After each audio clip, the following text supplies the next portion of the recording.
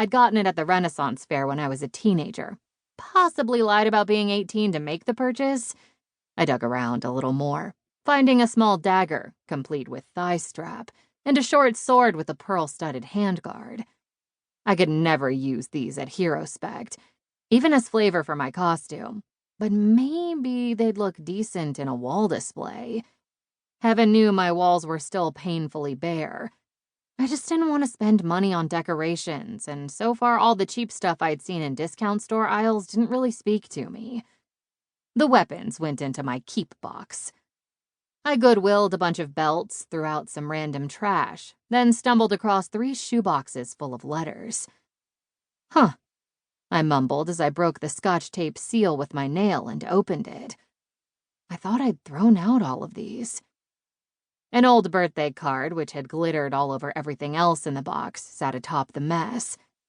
I opened it, reading through short and sweet messages from my family before thumbing through the rest. Most of them were greeting cards, but there were a few old postcards from my once-upon-a-time pen pal in Japan and my acceptance into the University of Utah. They were nice tokens, but not meaningful enough to keep in the long run. Setting the first box aside, I opened the second one. Letters from North Carolina stared up at me, addressed in my brother's nearly illegible handwriting. Not that mine was much better.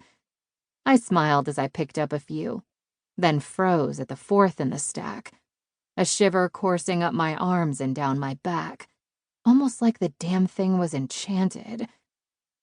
The name on the return address read Elder Harrison. I'd definitely thrown these out. Did I miss some or just misremember? Pinching the envelope in my hand and ignoring the thump behind my ribs, I released a long, stale breath. Elder Harrison. Landry Harrison. He'd been my brother's roommate for a few months when Wyatt decided to join the LDS church and serve a mission proselyting to strangers for 2 years. I was dedicated to writing Wyatt, and I guess Landry noticed because he'd started writing to me. His first letter arrived at the beginning of my renaissance, for lack of a better word. I was 19, finally out of the public school system, finally benefiting from interventions for my crippling depression. I could see the light at the end of the tunnel, and the timing of this letter from some random Mormon seemed fated. Having a sudden new friend, a new listener, and new letters to look forward to had honestly helped, despite his horrendous spelling. Landry Harrison had written me for a full year before going home to Florida and completely ghosting me. But I was not going to dredge that up now. It was 7 years ago. I was over it, and this letter could burn in hell for all I cared. I dropped the entire box into the awaiting trash bag. As if to stick it to me, that letter from Landry slipped out and stared up to me, calling out with my parents' address and my name, Samantha Thompson. Part of my renaissance had been changing my name. Samantha Ruth Thompson had been a sad, quiet girl who got picked on at school and struggled to get out of bed in the morning. My dad had always called me Rue for my middle name, and when I went to college, I started introducing myself that way. I honestly often forgot what my legal first name was. I only needed it if I had to pay a bill over the phone or some such.